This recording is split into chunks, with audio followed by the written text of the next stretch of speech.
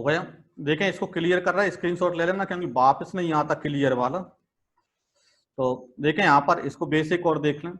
तो देखें यहाँ पर क्या है, अब एक साइड जैसे घोड़े का मूल्य मान लेंगे अपन, ठीक है, और एक साइड यहाँ पर हम गाड़ी का मूल्य यहाँ पर मान लेते हैं। ठीक है, ये गाड़ी हमने मान लिया कि घोड़े का जो मूल्य है वो 100 रुपये है, और 20,000 में से यदि घोड़े का मूल्य 100 रुपये है तो गाड़ी का, तो 20,000 में से एक्स माइनस कर दें, मतलब घोड़े का मूल्य माइनस कर दें, तो यहाँ पर गाड़ी का मूल्य आ जाएगा। तो ये यहाँ पर घोड़े का मूल्य 100 रुपये, गाड़ी का मूल्य 20,000 माइनस एक्स हो गया। फिर इसको विक्रय करते हैं तो दोनों का देखें, यहाँ पर विक्रय मूल्य सेलिंग प्राइस, घोड़े का सेलिंग प्राइस क्या है, तो 20% लाभ पर, इसका मतलब क्या है, एक्स का 120%। ठीक है, इसी प्रकार गाड़ी को 10% हानि पर, तो इसका मतलब गाड़ी का मूल्य कितना है, 20,000 माइनस एक्स, 10% हानि पर मतलब 20,000 माइनस एक्स का कितना यहाँ पर 90%। ठीक है, इस प्रकार यहाँ पर क्या है, टोटल मूल्य, टोटल विक्रय मूल्य बराबर क्या दिया है कि कुल सौदे पर 2% का प्रॉफिट। तो कुल सौदा कितने का खरीदा था, 20,000 का, तो 20,000 पर 2% का प्रॉफिट मतलब 20,000 का 102%। ठीक है, तो अब इसको हम यहाँ पर क्या सॉल्व इसमें कर दें उसमें। ठीक है, तो देखें पहले नीचे पूरे में क्या है, 100 का भाग जा रहा है, 100 का भाग देते हैं। ठीक है, ऊपर भी यहाँ पर जैसे क्या है, 0 से भाग जा रहा है, जैसे 0 से कट जाएगी, 0 मतलब 10 से भाग चला गया। ठीक है, और भी यदि भाग जा रहा हो तो भाग देना, वैसे 3 का भाग जा रहा है, जैसे 3 का भाग देंगे, 3 4 12, 3 का भाग इसमें 3 3 9, और 3 का भाग इसमें देंगे, 3 3 9, 3 चौको 12 मतलब 34। ठीक है, सॉल्व कर दो तो 4 का एक्स में 4x प्लस 3 का गणना करेंगे यहाँ पर, तो 3 दूनी 6 मतलब 20 3 60,000 माइनस यहाँ पर कितना 3x बराबर कितना यहाँ पर 34 दूनी कितने 68,000। ठीक है, यानी कि 3x और 4x यानी 1x बचा, बराबर कितने बचे यहाँ पर 8,000। ठीक है, 60,000 उधर जाएंगे तो 68,000 में 60,000 माइनस कर देंगे, यानी 8,000 अपना आ जाएगा उसमें। ठीक है, तो एक्स की वैल्यू 8,000 मतलब कि घोड़े का क्रय मूल्य आ गया, और घोड़े का क्रय मूल्य आ गया तो गाड़ी का भी निकाल सकते हैं, चाहे तो 20,000 में से 8 माइनस कर दो तो गाड़ी का जाएगा। ठीक है, यदि विक्रय मूल्य चाहिए तो विक्रय मूल्य भी आ जाएगा, जैसे मान के चलो उसने पूछा होता है कि घोड़े का विक्रय मूल्य कितना है, तो घोड़े को 8,000 में खरीद कर 20% प्रॉफिट पर बेच रहा है, तो 8,000 का 20% 120% निकाल देते। ठीक है, यानी 1,600 रुपये हो जाता है, यानी 9,600 में भाई बेच रहा था उसको। ठीक है, कर दें यहाँ पर स्क्रीनशॉट कर दें यहाँ पर।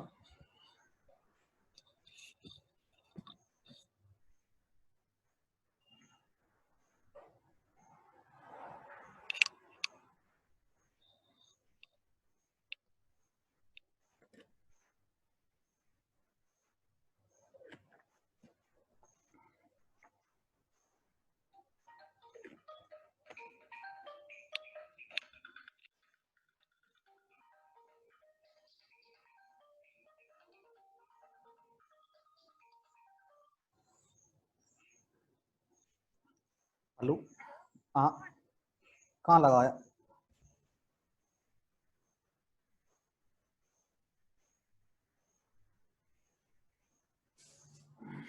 तो देखें, अब आते हैं यहाँ पर के जैसे संतुलन के प्रकार। ये संतुलन जो होता है वो गुरुत्व केंद्र के आधार पर ही होता है। तो संतुलन 3 प्रकार के होते हैं, स्थायी संतुलन, अस्थायी संतुलन और उदासीन संतुलन। ठीक है, 3 प्रकार के संतुलन होते हैं। तो स्थायी संतुलन क्या होता है कि इसमें क्या है, स्थायी संतुलन में यदि किसी वस्तु को उसकी संतुलित स्थिति से थोड़ा विस्थापित किया जाए और हटाते ही पुनः वह पूर्व स्थिति में आ जाए, तो ऐसी स्थिति को स्थायी संतुलन कहते हैं। ठीक है, जैसे उदाहरण के लिए हम समझें, जैसे हमारे पास एक शंक्वाकार जो वस्तु है कोई, ठीक है, ये बस शंक्वाकार वस्तु है, और ये इस प्रकार यदि यहाँ पर क्या है, यहाँ पर क्या है, इस प्रकार क्या है, ये वाली जो वस्तु है इस प्रकार हमने यहाँ पर रख दी। ठीक है, तो यहाँ पर क्या है, इसमें इस प्रकार रख दी, और इसको यदि हम शंकु को थोड़ा सा यदि अपन जैसे कि इधर की साइड या इधर की साइड करें, क्योंकि उसमें लेकर थोड़ा विस्थापित करके, अब ज्यादा तो फिर अपन वस्तु को ही हटा सकते हैं, तो इस वस्तु को थोड़ा सा अपन इधर हटाकर छोड़ देंगे तो कैसी हो जाएगी, दोबारा ऐसा कैसा इसी स्थिति में आएगी।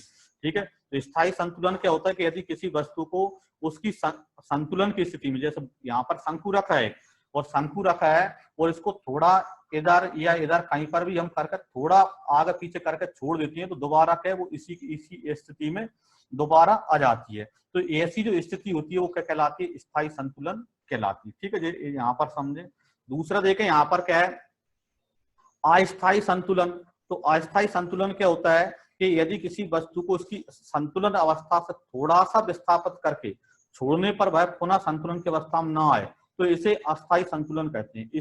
इसी से समझे हम इसको भी। तो इससे समझने के लिए इस शंकु को थोड़ा अपन उल्टा यहाँ पर रख देते हैं। ठीक है, इसको क्या है यहाँ पर उल्टा बना देते हैं उसमें।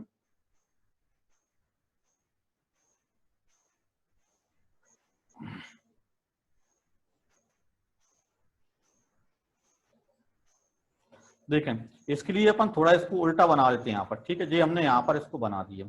ठीक है, ये यहाँ पर बना दिया और जैसे हम कहे शंकु कोई है और इसको थोड़ा क्या है जैसे क्या गुरुत्व केंद्र से अपन ऐसा इसको थोड़ा रख दें।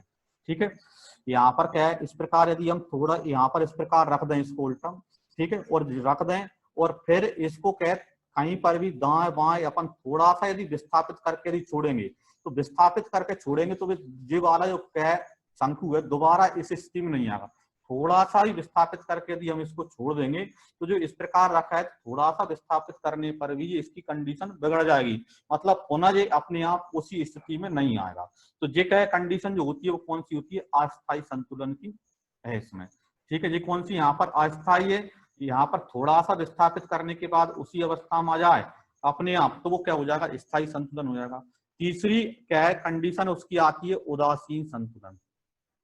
ठीक है, उदासीन संतुलन क्या होता है, यदि किसी वस्तु को संतुलन की स्थिति से थोड़ा सा विस्थापित करने पर उसका गुरुत्व केंद्र उसी ऊंचाई पर बना रहता है, उसका गुरुत्व केंद्र नहीं बदलता। यहाँ पर जो तीसरी कंडीशन जो है तो थोड़ा सा विस्थापित करेंगे तो उसका गुरुत्व केंद्र नहीं बदलेगा यहाँ पर। ठीक है, ऊंचाई पर तथा छोड़ देने पर वस्तु अपनी नई स्थिति में संतुलन हो जाती है तो उसका गुरुत्व संतुलन। ठीक है, इसके लिए अपन क्या करते हैं, ऐसे क्या है शंकु को क्या है ऐसा बनाते हैं अपन। ठीक है, ऐसा बना देते हैं। ठीक है, ये हमने यहाँ पर शंकु संतुलन बना दिया।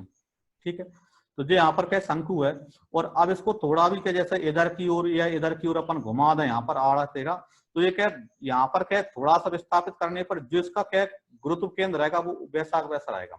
ठीक है, तो ऐसी जो स्थिति होती है वो कौन सी होती है, उदासीन संतुलन की स्थिति कहलाती है। ये क्या तीसरी जो कंडीशन है वो कौन सी है, उदासीन संतुलन की स्थिति के अंतर्गत उसमें आती है। ठीक है, स्क्रीनशॉट कर दें यहाँ पर इसका, इसके उदाहरण बनेंगे याद रखिए, अभी तो अपन यहाँ पर केवल समझ रहे हैं उसको। ठीक है, उदाहरण से क्लियर हो जाएगा तो कि कैसे क्वेश्चन बनेंगे यहाँ पर। ठीक है, स्क्रीनशॉट कर दें यहाँ पर। देखें अब देखें यहाँ पर स्थायी संतुलन की शर्त है। जो पहली कंडीशन यहाँ पर हमने देखी कि वस्तु के स्थायी संतुलन की जो शर्त है, जो पहली है यहाँ पर स्थायी संतुलन जो शंकु रखा है तो इसकी क्या क्या शर्तें होती है, कब वस्तु स्थायी संतुलन में होगी। तो इसके लिए दो शर्तें हैं। तो पहली शर्त क्या है, वस्तु का गुरुत्व केंद्र अधिक नीचे होना चाहिए। ठीक है, उसका जो गुरुत्व केंद्र कहाँ पर होना चाहिए, अधिक से अधिक उसका जो गुरुत्व केंद्र है वो कहाँ पर होना चाहिए, नीचे। ठीक है, तो इसका जैसे गुरुत्व केंद्र ये है तो इसका अधिक से अधिक गुरुत्व केंद्र कहाँ, नीचे की ओर होना चाहिए, तब वस्तु उसी स्थिति में वो पुनः आएगी इसमें। ठीक है, दूसरी जो क्या शर्त है कि गुरुत्व केंद्र से होकर जाने वाली ऊर्ध्वाधर रेखा वस्तु के आधार से गुजरनी चाहिए। ठीक है, गुरुत्व केंद्र से गुजरने वाली जो रेखा है वो आधार से गुजरनी चाहिए। तो जहां पर जैसे गुरुत्व केंद्र यहाँ पर है तो ये इसकी जो गुजरने वाली जो रेखा है कहाँ से गुजर रही है, इसकी आधार से मध्य से यहाँ पर गुजरना चाहिए, तो ये क्या है स्थायी संतुलन की स्थिति बनती है। दो कंडीशन उसके लिए हैं, एक तो क्या होना चाहिए गुरुत्व केंद्र अधिक से अधिक गुरुत्व केंद्र हो और वो क्या है ऊर्ध्वाधर रेखा है वो वस्तु के आधार से गुजरनी चाहिए। ठीक है, स्क्रीनशॉट कर दें यहाँ पर। ठीक है, इसका स्क्रीनशॉट कर दें फटाफट उसमें।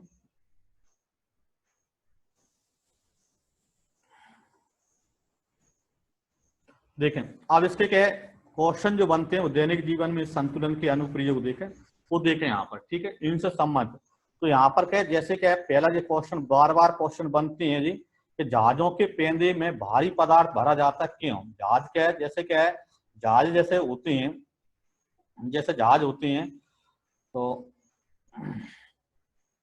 इस प्रकार जैसे जहाज यहाँ पर बनते हैं इसमें, ठीक है, जैसे ऊपर क्या होता है चौड़े होते हैं और नीचे क्या होते हैं सकड़े होते हैं, जो नीचे वाला जो भाग क्या है पेंदा कहलाता है।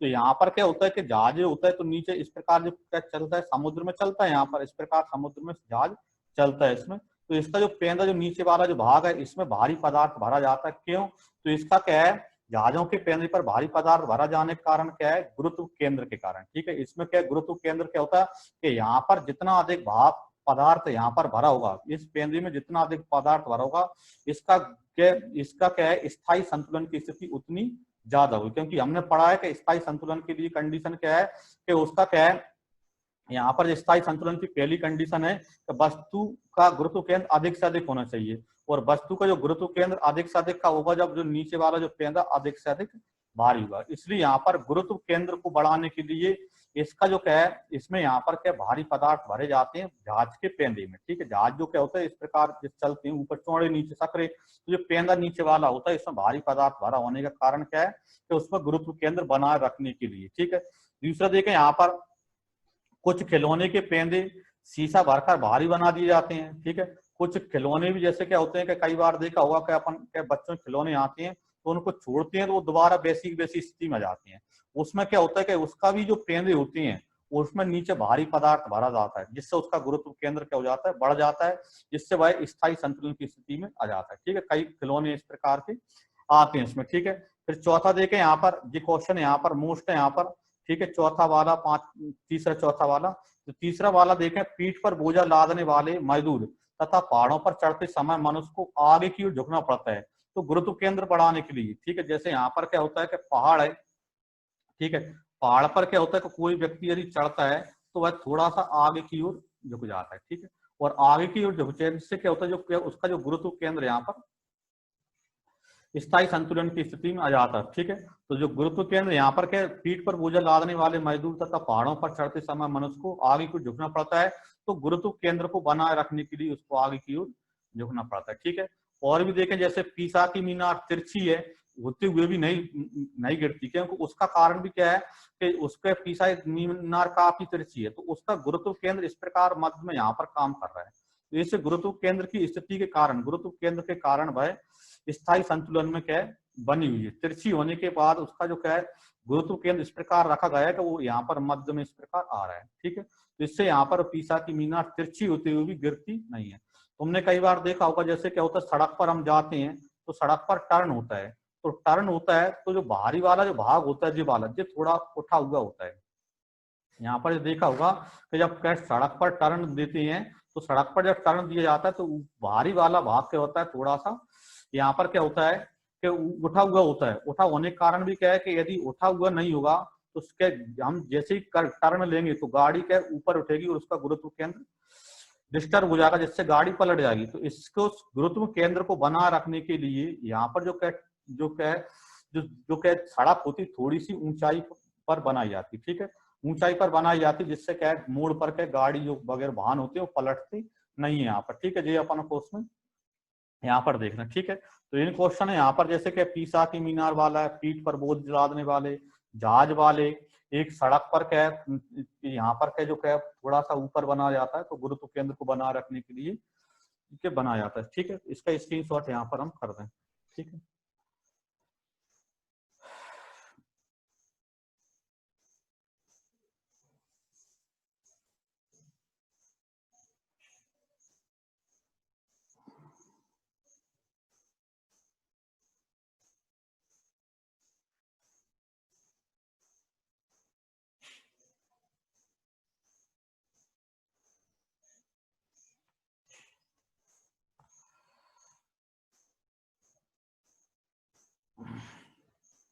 ठीक है, तो देखें यहाँ पर अगला टॉपिक अपना आता है कार्य और ऊर्जा, ठीक है। चलो इसको अपन कल ही देखेंगे फिर उसमें, ठीक है। तो कल से फिर शाम को ही लगाएंगे अपन क्लास, है ना। टाइम का बता देंगे, टाइम चेंज करेंगे तो, या 5 से कर देंगे उसको, 5 से 6 टाइम का बता देंगे किस टाइम का। तो